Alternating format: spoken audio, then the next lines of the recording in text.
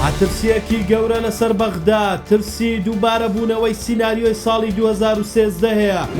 سبەی کاتژمێر سفری ترامپ بۆ هێرشی زەمینی بۆ سەر ئێران دەست پێ دەکات. ترامپ ناوێت شەڕی ئێران درێژە بکێشێت و کاتێکی دیکەی بۆ کۆتایی هێنان بە شەڕ ئاشکرا کردووە.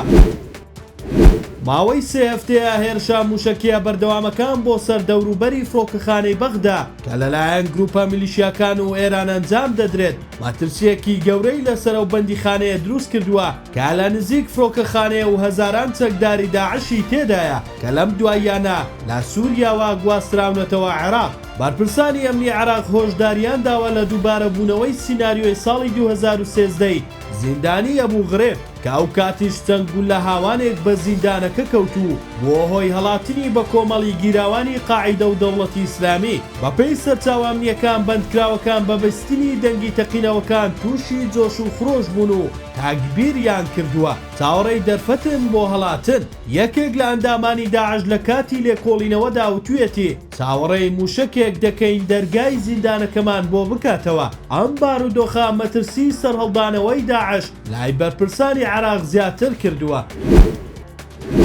سبەی وادەی 5 ڕۆژیەکەی ترامپ بۆ ڕاگررتنی شەڕ لەگەڵ ئێران کۆتایی پێدێت. بەپێی میدیاکانی ئەمریکا تاوەکو ئێستا ئێران هیچ وەڵامێکی ئەرێنی 15 خاڵیەکەی ترامپی بۆ ڕێککەوتن نەداوەتەوە. هاوکات بەپێی ئەو خشتەی وەزارەتی جەنگی ئەمریکا دایڕشتووە بەیانی هەزاران سەربازی مارێنز دەگەنە ڕۆژهەڵاتی ناوەڕاست کە هێزەکە ئەرکیان ئەنجامدانی ئۆپراسیۆنی زەمینیە. بەپێی لێکدانەوەی شارەزایان ئەوە خۆ ئامادەکردنە بۆ ئەنجامدانی ئۆپراسیۆنی زەمینی لە دوورگەی خارگی ئێران کە بەرپرسیارە لە هەنادەکردنی 90% نەوتی ئێرانی بۆ بازاری جیهانی و ئێرانیش هەڕەشەی توندی کرد کە لە هەر جوڵەیەکی لەو شێوەیە دووچاری وەڵامێکی شۆکێنەریان دەکاتەوە.